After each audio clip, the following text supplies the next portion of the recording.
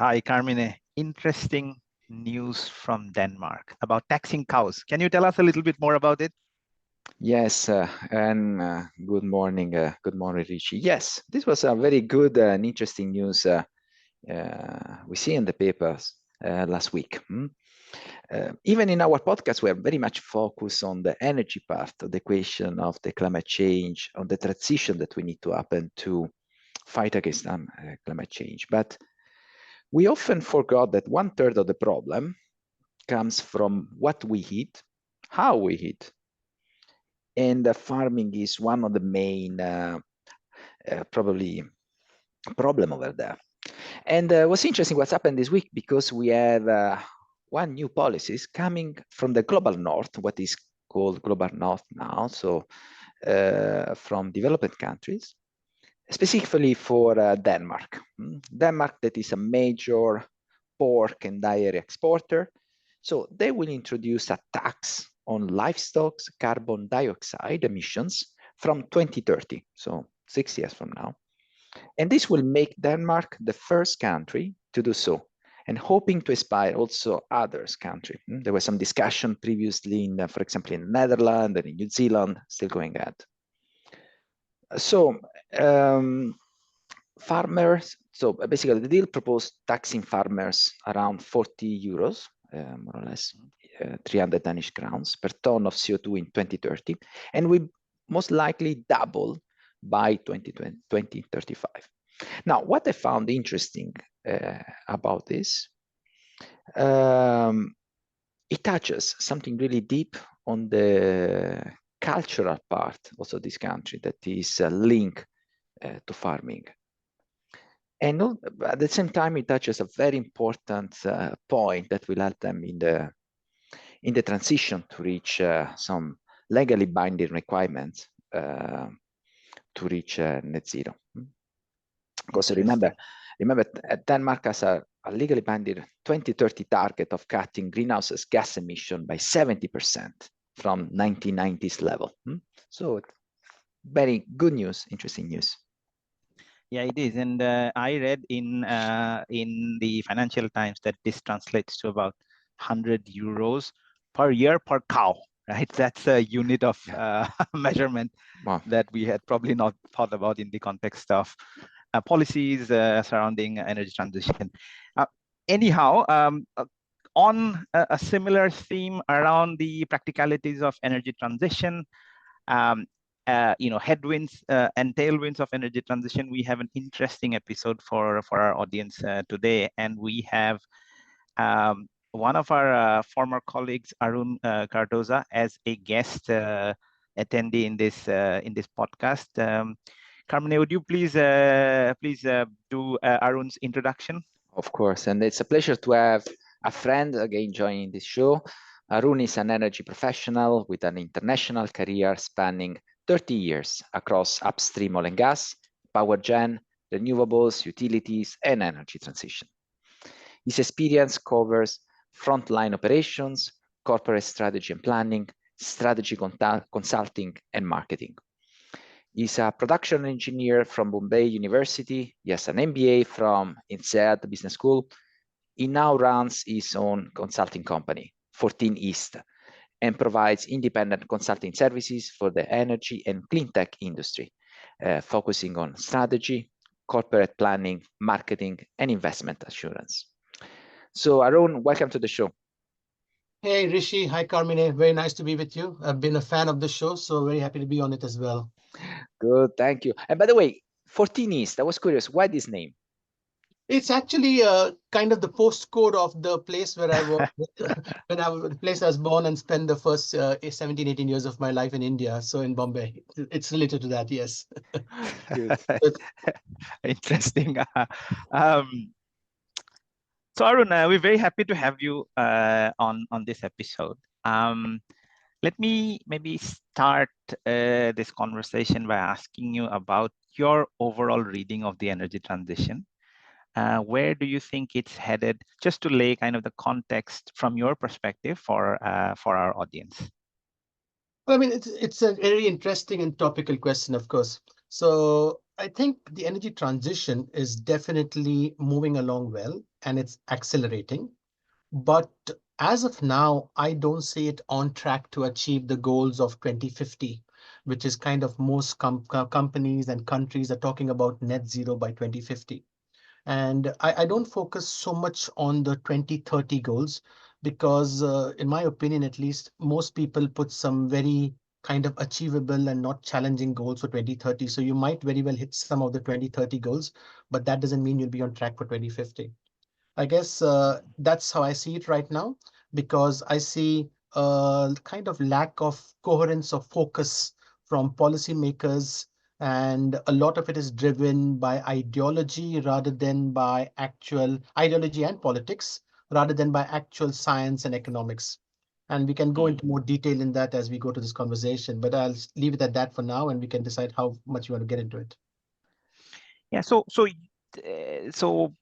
just to kind of unpack that a little bit more, you're thinking that it's more of a timing issue that will not hit the 2050 targets, or you are concerned that we will not hit the targets in a long period, even beyond 2050? Like, is there a failure in the approach that we are taking to energy transition? Well, let me put it this way, right? So if you believe in the science and you believe in this, which I think we on this call we do, then if you don't hit your targets by, let's say, 2050, then I don't know that there is a second chance for large parts of Yeah, the world, because yeah, large parts of the world will have, like low-lying countries, like you're looking about Bangladesh, parts of lots of coastal areas. They would be under the water. They would go. Then certain countries, small island nation, completely wiped out. And then you'll have a different kind of a crisis, which was completely unimaginable. We're talking about global migration and things like that. So for me, I believe that I think there's definitely a timing issue, but then beyond the timing issue, do you hit it? You may, but it won't matter if you hit it in, I don't know, in 2100, right? So I think that's what you need to bear yeah, in mind. Yeah. yeah. Interesting And point. there is also, Mm. I was thinking, Richie, and what he was saying, there is also all the inertia, because this is what we forget. There would be an inertia of such a big system when you trying to move it, because we can overshoot, as we already discussed, this 1.5, 2 degrees. And coming back on track would be extremely difficult. Yeah, and some of it, Carmine, I think we've discussed in the planetary boundaries episode, where we talk about how it's not just a question of the pathway or the timing. It's also a question of some irreversible changes that even with the most powerful of levers, if we exceed these boundaries, we cannot come back to where we want to. Yeah. So, Arun, let's outline a few examples here about what you think are the biggest headwinds when it comes to energy transition. Yes, I think there's quite a bit of a tailwind which is helping the cause. And I think the biggest one over there is most of the governments, not just the Western governments, but also if you look at countries in like India and China, which have the bulk of the population, there is definitely a need to move towards decarbonization of the grid, right? So you can see that. You can see a larger, big push for renewables. And in many parts of the world, big push for nuclear also. I mean, countries like UAE have a nuclear power system right now, which is up and running, and India and China building nuclear as well, in addition to renewables. So I think the good news is you do have policy and the goodwill of that. Corporates also have seen that. That's the good news. So those are the strongest kind of tailwinds, if you like. I think with the headwinds, you quickly run into the energy trilemma, right? Which is the equity of energy, which is the reliability, and then which is, of course, the sustainability. Because then trying to balance those things becomes a bit of a challenge. I guess one thing we can bear in mind, which is probably an inspiration, is that in the past, we've had global challenges which we were able to deal with. And the example I think of is the depletion of the ozone layer, which was a big issue, I think, 15, 20 years ago. There was actually a hole over Australia, which is causing skin cancer and things like that. And through global regulation and cooperation, that has pretty much gone. The ozone layer has been renewed. It's not a problem anymore. Now, while that was quite complicated, it is still simple or less complicated when you compare it to energy. And I think that the headwinds really will come across things like developing countries. How do they manage to decarbonize while not stifling their economic development? Then also this thing about even in developed countries, what is the actual cost? Because if you really try to decarbonize the grid completely, and I think many countries are kind of tilting towards renewables and storage, then that would bring a exorbitant amount of cost and other issues with stability of the grid. I think those to me I see as the main headwinds and tailwinds. And we can go into those details during the rest of the call and maybe analyze one or two of those in slightly more detail. So Arun, on to the tailwinds first. Like you said, that there is the intervention from governments has produced quite a few tailwinds. Now, without going into the politics of it, how do you see kind of this recent election that has concluded in the United Kingdom? Both of us, you and I, are in London. So it probably affects us more directly, but in general, it'll affect the country and the region as well. How do you see that? I think in general, although the previous government and this government were both kind of signed up to the 2050 targets and Paris and all those things, I think they had very different paths to get there. I think one of the first things that the current government has already done is to lift the ban on onshore wind, which is probably a good thing. I think that's good. But at the same time, I think I'm also a bit concerned about North Sea oil and gas, which I think they said new exploration will not be done. Because my view is this thing, right?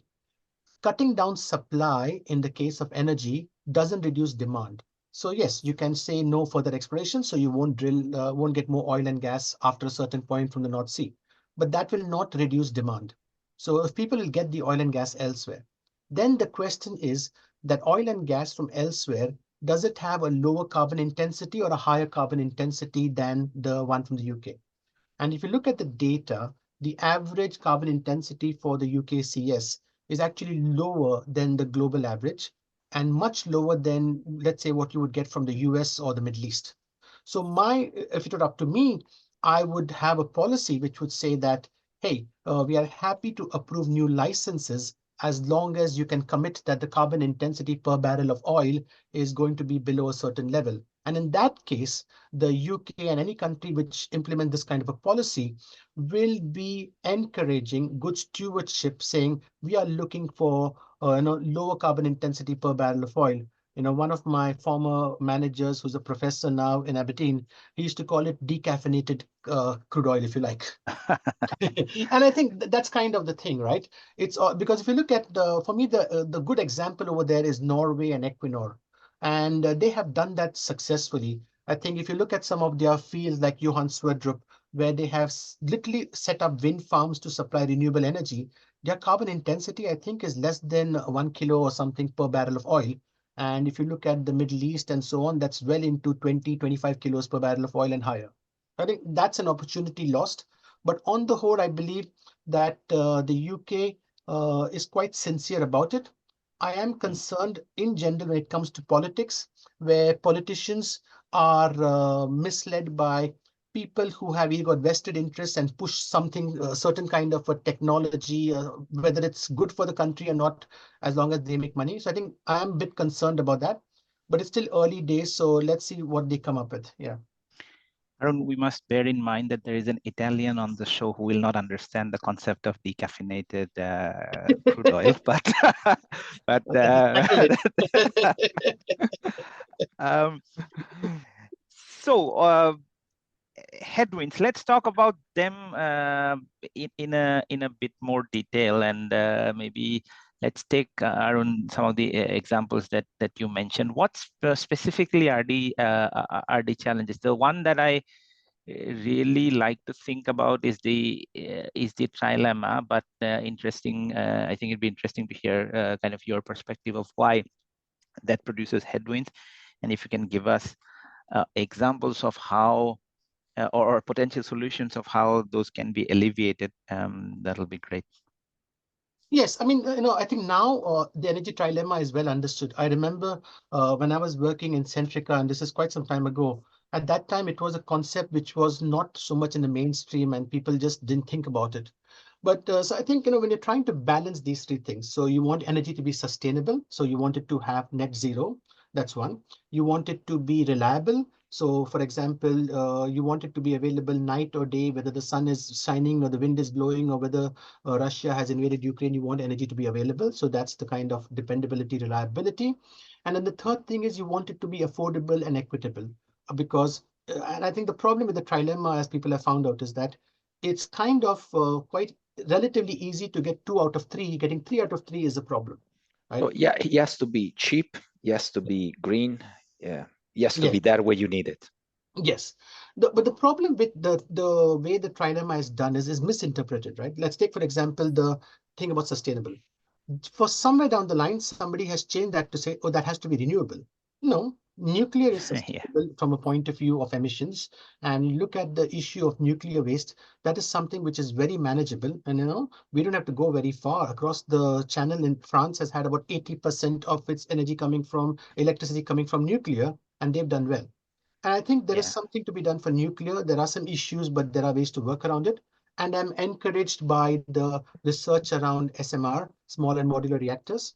And who knows, maybe nuclear fusion will probably have a big breakthrough well in time for the 2050 deadline. Who knows? But even without that, if you're looking at traditional nuclear, I'm encouraged by the example in the UAE, where from the point of view of from the time of FID to commissioning the first plant, I think it was relatively short. It was about 7 years or so, which is quite remarkable.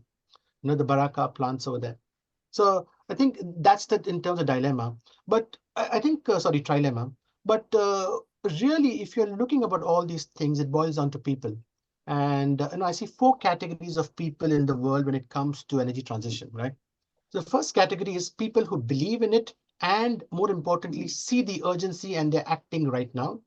And that's a mixed group of people because on the one hand, you got people like Just Stop Oil, but on the other hand, you do have people like Al Gore, and you have people in policy who are driving it for a sustainable way get there, and that's good. But these people are in the minority of the world. They're probably, I don't know, maybe 6-7%. Okay. Then the second category, and this is people, maybe a lot of them in our own kind of a peer group, are people who believe in this thing, but for whatever reason, they don't see the urgency.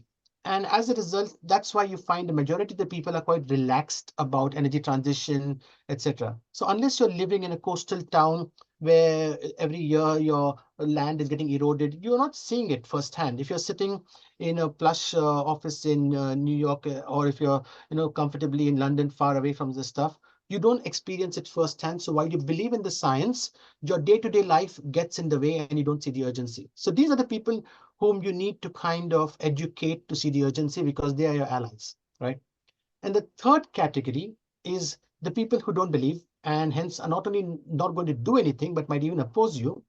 And sadly, there are a number of influential US politicians out here in this category. I think you must have seen this scene a few years ago where a US senator went and took a snowball into the house and said, hey, what global warming? It's snowing outside. Yeah. In general, I try to avoid thinking about US Yeah. politics, especially these days. Yeah. But the last category of people is, I think, whom people are forgetting even amongst the policymakers, and that is the people who don't have the luxury of planning for 2050 or 2030. These are people who can't afford a meal today, and I don't even know if they're going to be having a meal tomorrow. So for them, they don't have the luxury of trying to get into all this and trying to say, am I leading a sustainable life? And I think that's why for me, and I keep reading for a growing number of people around the world, it is a key part of energy transition and having a smooth transition is also to address poverty and alleviation of poverty, to get people's living standards up so that then once they have that, then they can think of looking at other things as a sustainable lifestyle, etc. So I think those are the kind of things we need to bear in mind when we're looking at what might be affecting the trilemma, what are the hearts and minds we have to try to overcome and try to kind of influence. You are touching there a point Aru, on the discussion about the global south and global north debate that is so important in this equitable energy transition. Probably we can talk a little bit more about it. What are your thoughts? I think you mentioned something which I think has been mentioned a lot, but without any solutions. And when you look at that, right, this thing about the global north and global south, for me, I think it's an important point, but also sometimes we tend to make too much of it in the wrong way. I'll give an example, right? Because in the UK, while successive governments have been quite positive and supportive of energy transition, etc., we've had a pretty vocal group talking about saying, why should the UK even bother? We are so small, and no matter what we do, it doesn't matter because India and China is doing this. And I think that makes this full discussion between the global north and global south that much more toxic. But there is a case to be made which says that, hey, if you're looking at the global north, if you're looking at the west, you used fossil fuels for your industrial revolution, and that's what gave you prosperity. And that's what even helped you to go and dominate some of the regions in the world, because the industrial revolution coincided with colonization. And then I guess what people are then saying is, in order for the global south to get its prosperity, it also needs access to cheap energy, which is a fact. And although and that sets up a kind of a big confrontation which is an issue. So over there, I think there are some encouraging sides, right? So if you look at China and India, the good thing is both are investing a lot in net zero, whether it is nuclear, whether it is renewables. The bad thing is that they're also investing in coal. And so I think that's the kind of discussion that needs to happen, is what is an equitable way for these countries to also be able to get it. Just to put it into context, right? And this is really important. So the per capita energy intensity of someone from Southeast Asia, as you compare it to somebody in North America, it's a fraction. I think it's like 60 or 70 times lower. So the solution is not just how do we help the global south, but we also have to question ourselves that in the Western world, are we going overboard? Do we really need to spend $4 billion, or is it $4 or $6 billion on Halloween costumes? Do we really need to have these crazy consumption of electricity for Halloween lights and Christmas lights, which in some cases the power company had to set up a small little, transformer just to provide enough energy for that particular block? I think there are those questions also in terms of the energy intensity, which needs to be had in that conversation, if you like.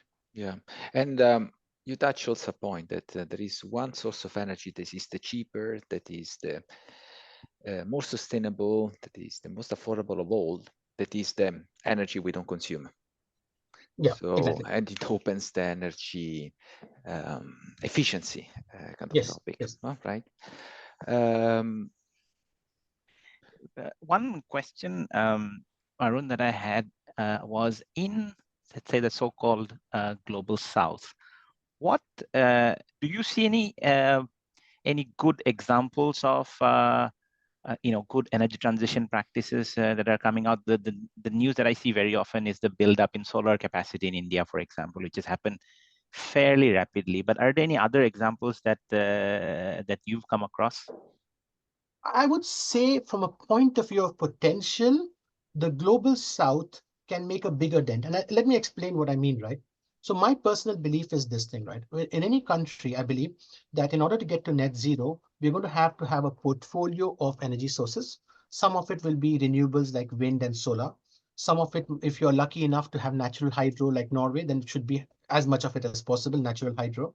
Some of it will be nuclear, and some of it, I believe, would be probably gas with carbon capture.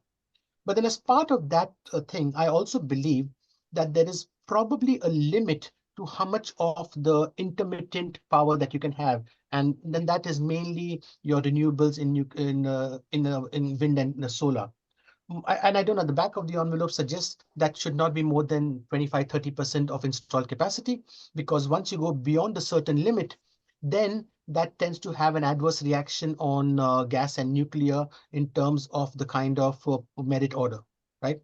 And if you look at a country like the UK, which has lower energy demand than India or China, you will reach that 25-30% very quickly. Whereas if you look at India and China, for them to reach 25-30% of that generate of the installed capacity, they have a long way to go.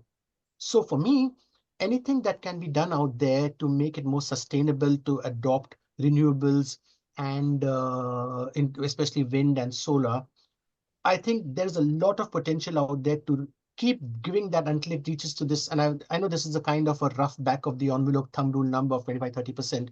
They have a long way to go there, which means that they can get a lot more zero per carbon energy out there.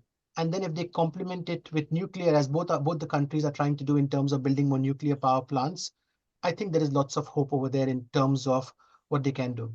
And something not related to energy generation, but in terms of consumption is, and Rishi, you and I from both from India, is this thing about reduce waste and reuse and recycling.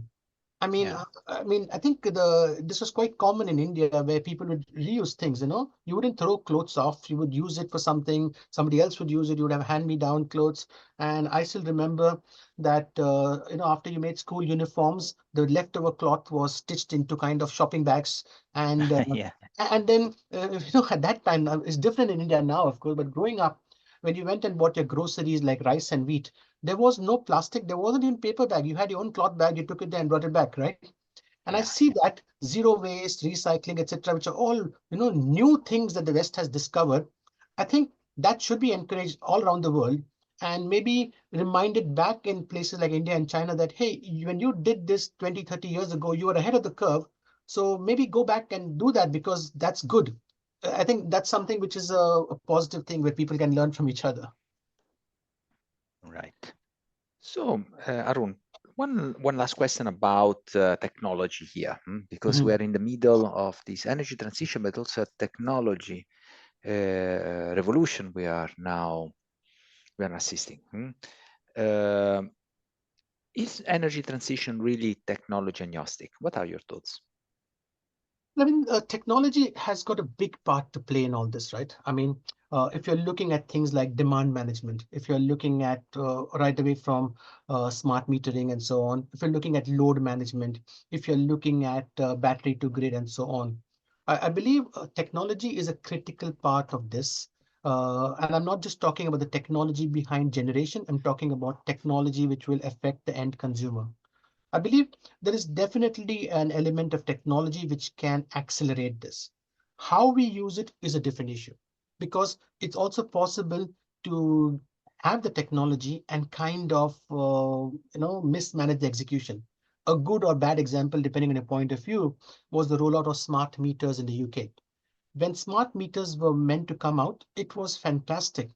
But then there wasn't any particular standard, and we had all these different kinds of smart meters. And then we figured out that the smart meter only works if you are still with the original provider of your electricity. Of course, that rule is changed now, and it can work with different providers.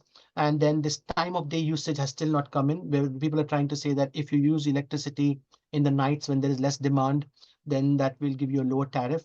I think that is still to materialize on a large scale. I think it is this, but I guess the important point is technology is important. It is one of the tools, but I would say it is not going to by itself move the dial significantly. For that, we do need to have strong policy. We need to have consistent policy. And when I say consistent, what I mean is it has to have consensus so that even if governments change, you kind of stick to that policy and it doesn't change every time you have a government change or every time the minister changes. But it's also interesting to see how technology now has improved so well. When I think about solar panel, I think about batteries. So the S curve of this technology is now going from slowly growth to exponential growth. This is a disruption in the energy market, right? Yes, I think it is. And in some cases, it has gone the other way around. For example, solar panels now, they become so cheap that in some cases, I think they were using the solar panels as fencing, right? To put a fence parts of their fields and so on. I think there is an issue about what the technology is, whether it is sustainable. and also in terms of availability, is that the best solution? Because in some cases there's a bit of unfair trade practices like subsidies which are making them cheap, etc. And at the same time, we also need to bear in mind that when you're talking about some of these technologies, then we also end up going into storage, and quite a bit of storage is batteries. And then I think we're familiar with the issues to be managed with batteries when it comes to mining and the environmental impact of that as well. I mean, before we started recording, we were talking about the concept of externality. And I think one big question that arises here is that, are we trading off one externality for many others? And if that's happening, then certainly that's not sustainable in the broader meaning of the word. I mean, I think the way I like to think about that is what I call the the unintended consequences. And I think that's what you're talking about, right? You say, I'm trying to solve this problem, etc. And you are absolutely right, Rishi. I think you have to be very careful. I'll give you some examples of unintended consequences, right? So, many decades ago in Australia, the Greens were very, very strong, and they managed to ban nuclear. And they said, oh, big victory, we ban nuclear, etc., etc. But then what happened is, when without nuclear, Australia turned to coal. And then now not only have they got coal power, but they have coal mines exporting coal, and the coal dust is damaging parts of the Great Barrier Reef. So this thing about be careful what you wish for. And I believe that in most cases, if not all, it is possible to have a proper, thorough thought about what's happening, look into the possible consequences, what might happen, and to come up something which is robust. I guess the reason why that's not happening is because we see a lot of blind tribal behavior, where people are not willing to listen to the other side and just say, hey, everything is bad. Like some guys will say, fossil fuel is bad, stop it today. Somebody else will say, oh, renewables, wind is completely bad, stop it today. And I think the answer, of course, is none of these extremes. It is coming together and figuring out what is the portfolio that helps you to get there. Because ultimately, has to be a portfolio approach. I don't think it's going to be one thing which says, oh, I'm going to have 100% renewables, and that would be also a recipe for disaster.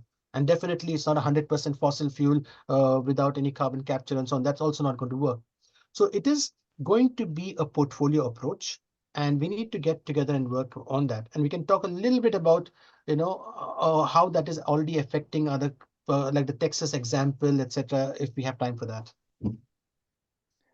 Arun, has been so great to have you on the show today. Thank you for bringing all your expertise. We talk about the energy transition, where it's headed. We talk about headwinds and tailwinds in approaching this energy transition. We touch briefly on the caffeinated coffee, and also oil. Yes. Yeah. And some discussion, interesting discussion from your experience from Global South versus Global North. And now this discussion often may go nowhere, but we also provided some example of where this can work. And we briefly touch on the play of the technology in it. So a rich episode that hopefully our listeners will appreciate. No, it's been a good discussion, and I think it's important for us to have these discussions and then kind of use this to drive the narrative on this. I mean, it's nice talking to you both on this point, and I'm quite enjoyed the conversation. Thank you, Arun. For our audience in different parts of the world, that was an episode with Arun Cardoza, touching on various topics related to energy transition. We do have a request for our audience, which is to recommend this episode, the whole podcast, to at least one friend, colleague, or family who enjoys learning about sustainability, energy transition, or is generally involved in this space. That'll help us immensely, but I think it will also help move the conversation forward, which is so important, just as Arun said at the end. Thank you very much for joining us. Here's me, Rishi, your host, signing off with my co-host, Carmine. Thank you. Rishi. Thank you, Thank you Arun. very much. Thank you, everybody.